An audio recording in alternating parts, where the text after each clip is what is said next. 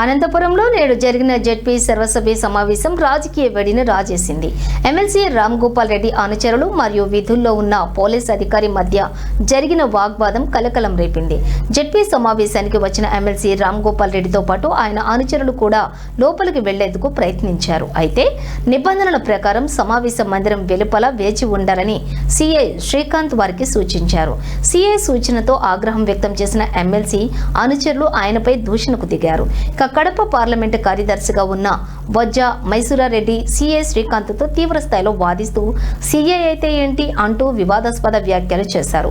Police అధికారితో ఇంత తీవ్ర వాగ్వాదం జరిగినప్పటికీ ఎమ్మెల్సీ రామ్ గోపాల్ రెడ్డి తన అనుచరుడైన మైసూరారెడ్డిని వెంటబెట్టుకుని సమావేశ మందిరంలోకి తీసుకెళ్లటం గమనార్హం.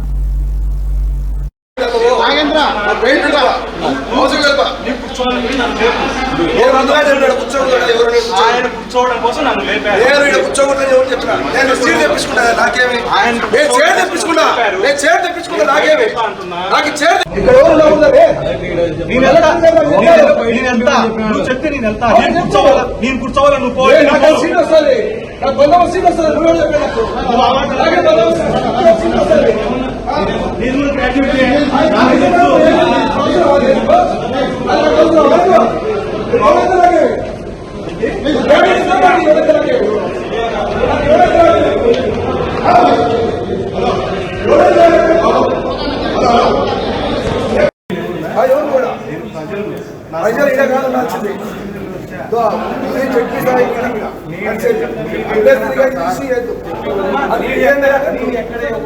మాట్లాడలేదు.